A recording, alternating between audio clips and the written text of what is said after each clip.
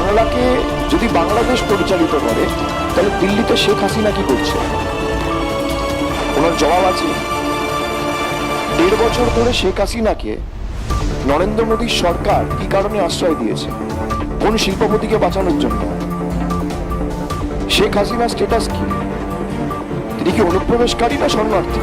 পশ্চিমবঙ্গের ভোটের লড়াই এবার এলো বাংলাদেশের নাম, তবে কোনো স্লোগান নয়, বরং বাংলাদেশের সাবেক প্রধানমন্ত্রী শেখ হাসিনার আইনি পরিচয় নিয়ে শুরু হয়েছে নজিরবিহীন রাজনৈতিক বাকবিতণ্ডা। ছাত্র জনতার গণ অভ্যুত্থানের পরে বাংলাদেশ থেকে পালিয়েছেন শেখ হাসিনা। তিনি পালিয়ে ইন্ডিয়ায় অবস্থান করতেছিলেন এবং ভারতে থাকা অবস্থায় সে দেশের আর যে আওয়ামী লীগের রাজনীতি, সেই রাজনীতি চলমান রাখার জন্য বিভিন্ন সময় বিভিন্ন কল রেকর্ড ফাঁস করেছেন। বর্তমানে পশ্চিমবঙ্গের একজন বিজেপি নেতা তাকে নিয়ে প্রশ্ন তুলেছেন যে তিনি ইন্ডিয়ায় কিভাবে রয়েছেন, তিনি ভারতে কোন আইনের বলবতে প্রবেশ করেছেন এবং সেখানে তিনি প্রায় 1.5 থেকে 2 বছর আছেন, সে বিষয়টা তিনি জানতে চেয়েছেন। তিনি আরও বলেছেন যে সে যে ভারতে রয়েছে, সে ভারতে সে কি অনুপ্রবেশকারী নাকি শরণার্থী, এবং তাকে দ্রুত বাংলাদেশে ফেরত দেওয়া হবে কিনা সেই বিষয়টা তিনি জানতে চেয়েছেন। বাংলাদেশের যে রাষ্ট্রপক্ষ যে বিচার বিভাগ বসিয়েছিল ট্রাইব্যুনালের মাধ্যমে, শেখ হাসিনাকে একটি রায়ের মাধ্যমে তার মৃত্যুদণ্ড দেওয়া হয় এবং পরবর্তীতে বাংলাদেশ থেকে পররাষ্ট্র মন্ত্রণালয়ের মাধ্যমে কয়েকবার শেখ হাসিনাকে ভারতের কাছে ফেরত চাওয়া হয়, কিন্তু ভারত তাকে কোনোভাবেই ফেরত দেয় নাই। বর্তমানে ভারতে তাকে নিয়ে বিভিন্ন রকমের কথাবার্তা শুরু হয়েছে। সামনে বিধানসভা নির্বাচনের আগে বাংলাদেশে শেখ হাসিনাকে ফেরত পাঠানো হবে কিনা সেই বিষয়ে বর্তমানে তোলপাড় চলছে পশ্চিমবঙ্গে। তো আমরা এখন আজকে যে ভিডিওটি দেখব, সেই ভিডিওর মাধ্যমে আমরা জানতে পারবো যে আসলে শেখ হাসিনাকে কীভাবে ফেরত দিবে বাংলাদেশে, বা কবে নাগাদ ফেরত দেবে, এবং আসলে বাংলাদেশের যে বিচার বিভাগের মাধ্যমে শেখ হাসিনা কি ভারতে আটক হয়েছে কিনা সেই বিষয়টা আমরা জানবো। তো চলুন আমরা ভিডিওটি দেখি। তবে ভিডিওটি দেখার আগে অবশ্যই চ্যানেলটি সাবস্ক্রাইব করে রাখবেন নতুন নতুন ভিডিও পাওয়ার জন্য, এবং একে লাইক দিয়ে রাখবেন। ভালো লাগলে অবশ্যই কমেন্ট করবেন। তো চলুন আমরা ভিডিওটি দেখে আসি। 2024 সালের 5 আগস্ট বাংলাদেশ থেকে বিশেষ হেলিকপ্টারে ভারতে আসেন শেখ হাসিনা। ক্ষমতাচ্যুত হওয়ার পর থেকে প্রায় 20 মাস ধরে দিল্লিতে রয়েছেন তিনি। বিষয়টি এখন পশ্চিমবঙ্গ নির্বাচনে প্রচারে বড় রাজনৈতিক ইস্যু হয়ে দাঁড়িয়েছে। বিজেপি ও প্রধানমন্ত্রী নরেন্দ্র মোদীর কাছে এ নিয়ে প্রশ্ন তুলেছে তৃণমূল কংগ্রেস। তাদের দাবি, হাসিনার অবস্থান নিয়ে পরিষ্কার জবাব দিতে হবে। তৃণমূলের সর্বভারতীয় সাধারণ সম্পাদক অভিষেক বন্দ্যোপাধ্যায় বীরভূমের এক প্রচার সভায় বলেন, শেখ হাসিনা কি শরণার্থী নাকি অনুপ্রবেশকারী, এটা স্পষ্ট করতে হবে।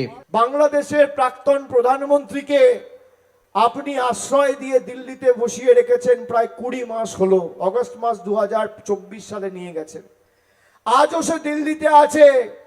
সব থেকে বড় বাংলাদেশিকে আপনি দিল্লিতে আশ্রয় দিয়ে রেখেছেন। শেখ হাসিনার স্ট্যাটাস কি? শেখ হাসিনা কি অনুপ্রবেশকারী না শেখ হাসিনা শরণার্থী? 200-র বেশি সার্ভিস ও ফিচারে লেনদেনের সব বিকাশ অ্যাপে সম্ভব। যদিও রাজ্যের ভোটের প্রচারে এসে তৃণমূলের এই প্রশ্নের জবাব না দিয়ে প্রধানমন্ত্রী নরেন্দ্র মোদী তৃণমূলকেই আক্রমণ করেন। বর্ধমানের কালনায় নির্বাচনী প্রচারে তিনি বলেন, তৃণমূলই অনুপ্রবেশকারীদের সমর্থন করে। जो भारत में घुसपैठ करके आया है उसको भारत से खदेड़ा जाएगा। আমি আরো একটা ঘোষণা দিতে এসেছি এখানে, অনুপ্রবেশকারীরা দ্রুত ব্যাগ গোছান। আপনাদের কিন্তু কাউকে ছাড়া হবে না, ধরা হবে। আর যারা তাদের থাকার জন্য কাগজপত্র তৈরি করে দিয়েছেন তাদেরও ধরা হবে, কেউ ছাড় পাবেন না। उन सबका भी हिसाब होगा। শুধু প্রধানমন্ত্রী নন, একইভাবে নির্বাচনী প্রচার চালান বিজেপির আরেক শীর্ষ নেতা অমিত শাহ। অন্যদিকে মুখ্যমন্ত্রী মমতা বন্দ্যোপাধ্যায়ও উত্তরবঙ্গ থেকে দক্ষিণবঙ্গ পর্যন্ত ব্যস্ত রয়েছেন প্রচারণায়। অনুপ্রবেশ ছাড়াও ভোটার তালিকা উন্নয়ন, দুর্নীতি ও বেকারত্ব নিয়েও চলছে তাদের বাকযুদ্ধ। ওরা কিচ্ছু করে না মিথ্যে কথা বলার ছাড়া। পশ্চিমবঙ্গে নির্বাচন হবে 2 দফায়। প্রথম দফায় 152টি আসনে ভোট হবে 23 এপ্রিল। দ্বিতীয় ও শেষ দফার ভোট হবে 29 এপ্রিল 142টি আসনে। ভোট গণনা হবে 4 মে। You ignore the democratic. ভারতে অবস্থানরত বাংলাদেশের সাবেক প্রধানমন্ত্রী শেখ হাসিনার আইনি মর্যাদা নিয়ে কেন্দ্রের বিজেপি সরকার এবং কেন্দ্রীয় স্বরাষ্ট্রমন্ত্রী অমিত শাহকে সরাসরি প্রশ্ন করলেন তৃণমূল কংগ্রেসের সর্বভারতীয় সাধারণ সম্পাদক এবং মুখ্যমন্ত্রী মমতা ব্যানার্জির ভ্রাতুষ্পুত্র তৃণমূল কংগ্রেসের second in command Abhishek Banerjee. Amit শাহর অনুপ্রবেশ শব্দটি ব্যবহার করেই পাল্টা আক্রমণ করেছেন তিনি। অভিষেক এবার প্রশ্ন তুলেছেন, যারা সীমান্ত দিয়ে ভারতে আসে তাদের যদি অনুপ্রবেশকারী বলা হয় তবে দিল্লিতে বসে থাকা শেখ হাসিনা আসলে কে? শেখ হাসিনার স্ট্যাটাস কি? তিনি কি অনুপ্রবেশকারী না শরণার্থী? অমিত শাহ জবাব দিতে পারবেন?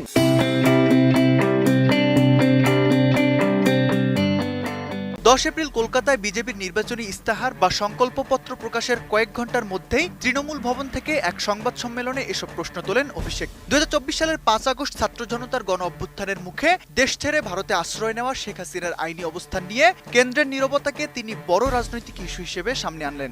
বিজেপির সংকল্পপত্র বিরোধিতা করে অমিত শাহকে শেখ হাসিনার বিষয়ে সরাসরি প্রশ্ন করলেন তিনি। এ সময় তিনি বলেন, বিজেপি সবসময় অনুপ্রবেশ নিয়ে বড় কথা বলে, কিন্তু দিল্লিতে শেখ হাসিনা 1.5 বছর ধরে কি করছেন? ওনার স্ট্যাটাস কি? তিনি অনুপ্রবেশকারী নাকি শরণার্থী? মোদী সরকার কেন তাকে দিল্লিতে আশ্রয় দিয়ে রেখেছে? কোন শিল্পপতিকে বাঁচানোর জন্য? ভারতের কেন্দ্রীয় স্বরাষ্ট্রমন্ত্রীকে উদ্দেশ্য করে তিনি আরো বলেন, শেখ হাসিনার স্ট্যাটাস কি? অমিত শাহ কি তার জবাব দিতে পারবেন? রাজ্য তৃণমূল কংগ্রেসের সদর দপ্তরে গণমাধ্যম কর্মীদের মুখোমুখি হয়ে তৃণমূল কংগ্রেসের second in command Abhishek Banerjee বলেন, আসামে এনআরসি করতে গিয়ে 18 লাখের মধ্যে 12 লাখ হিন্দু বাঙালিকে এনআরসি তালিকায় ইচ্ছাকৃতভাবে ডেপুটেশন ক্যাম্পে পাঠানোর জন্য বাংলাদেশে পুশব্যাক করার জন্য টার্গেট করেছিল। 2024 সালের 5 আগস্ট বাংলাদেশের গণ অভ্যুত্থানের পর দেশ ছেড়ে ভারতে পালিয়ে আশ্রয় নেন শেখ হাসিনা। বর্তমানে দিল্লিতে তিনি ঠিক কোন পরিচয়ে বা কোন স্ট্যাটাসে রয়েছেন তা নিয়ে কেন্দ্রের নীরবতাকেই এদিন হাতিয়ার করেছেন এই তৃণমূল নেতা। বাংলাদেশ সে চলে, ইসসে আচ্ছা দিল্লি আর গুজরাট সে চলে। অভিষেক ব্যানার্জির এমন মন্তব্যের পর রাজ্য রাজনীতি সরগম। পশ্চিমবঙ্গের বিধানসভার নির্বাচনে এতদিন বাংলাদেশের স্লোগান জয় বাংলা নিয়ে চর্চা চলছিল। এবার ভারতে বাংলাদেশের সাবেক প্রধানমন্ত্রী শেখ হাসিনার অবস্থান নিয়ে রাজ্যের বিধানসভা নির্বাচনে বড় ইস্যু হয়ে দাঁড়ালো বলে মনে করছেন বিশ্লেষকরা। গণ অভ্যুত্থানের পর শেখ হাসিনা বাংলাদেশ থেকে পালিয়ে যখন ইন্ডিয়ায় অবস্থান করতেছিল, তখন বাংলাদেশ থেকে ইন্ডিয়ার সাথে সম্পর্ক বজায় রাখার জন্য বাংলাদেশের আইন বিভাগ এবং বাংলাদেশের বিচার বিভাগ ইন্ডিয়ার কাছে বারবার শেখ হাসিনাকে ফেরত চেয়েছিল, কিন্তু ইন্ডিয়া কোনোভাবেই আসলে শেখ হাসিনাকে বাংলাদেশে ফেরত দিচ্ছিল না এবং এখন পর্যন্ত দেয় নাই। তবে বিভিন্ন ধরনের প্রোপাগান্ডা ছাড়িয়েছে বাংলাদেশের জনগণ এবং ইন্ডিয়ার জনগণ এর সাথে অবশ্যই জড়িত ছিল, কিন্তু পরিশেষে এখন বর্তমানে ভারতে শেখ হাসিনাকে রাখা তাদের জন্য ঝুঁকি হয়ে যাচ্ছে এবং বিভিন্ন সমস্যার সম্মুখীন হচ্ছে। তাই সরকার যে দল এবং বিরোধী দল, ভারতের যে দল রয়েছে, তাদের ভিতরে একটি মতবাদ তৈরি হয়েছে শেখ হাসিনাকে নিয়ে। আসলে শেখ হাসিনা সেইখানে কি অবস্থায় আছে? আসলে অনুপ্রবেশকারী নাকি শরণার্থী? অনুপ্রবেশকারী যদি হয় তাহলে সে অনুপ্রবেশ কিভাবে করলো? তার আইনানুগ যে বিষয়গুলো আসলে সেগুলো ঠিকঠাক আছে কি না সেই বিষয়টা সে জানতে চেয়েছে। আর যদি শরণার্থী হয়ে থাকে তাহলে সে কতদিন নাগাদ সেখানে থাকতে পারবে সেই বিষয়টা ক্লিয়ার করতে বলেছে। নতুবা তাকে যত দ্রুত সম্ভব বাংলাদেশে তাকে ফেরত দেওয়ার জন্য দাবি জানিয়েছে। এবং মোদী সরকার, আপনি জানেন যে মোদী সরকার বাংলাদেশের সাথে তার সম্পর্ক ভালো এবং সে বিগত দিনে বাংলাদেশের প্রতিবেশী রাষ্ট্র হিসেবে বাংলাদেশকে অনেকভাবে সহযোগিতা করেছে, কিন্তু এই যে একটা কারণে বাংলাদেশের সাথে তার সম্পর্ক তেমন একটা এখন ভালো যাচ্ছে না। শেখ হাসিনাকে নিয়ে বিভিন্ন সময় সে প্রশ্নবিদ্ধ হচ্ছে, কারণ শেখ হাসিনা এখান থেকে পালিয়ে যাওয়ার পর তিনি গণহত্যা এবং রাষ্ট্রবিরোধী কিছু কাজের জন্য বিচারের আওতায় তাকে এনে তাকে মৃত্যুদণ্ড দিয়েছিল এবং তার পরবর্তীতে শেখ হাসিনাকে চেয়েছিল ভারতের কাছে বাংলাদেশ, কিন্তু তাকে কোনোভাবেই দেওয়া হয় না এবং সে কী অবস্থায় আছে এটা আসলেও এখন পর্যন্ত কেউ জানে না, কারণ তিনি ওপেন হয় নাই। শেখ হাসিনা এখন পর্যন্ত ওপেনে কোনো রকম কোনো কথা বলে নাই, তবে সে বিভিন্ন সময় বিভিন্ন কলের মাধ্যমে কথা বলছে এবং সেই রেকর্ডগুলো ফাঁস হয়েছিল। তা নিয়েও বাংলাদেশে বিভিন্ন সময় বিভিন্ন রকমের সমস্যা তৈরি হয়েছে।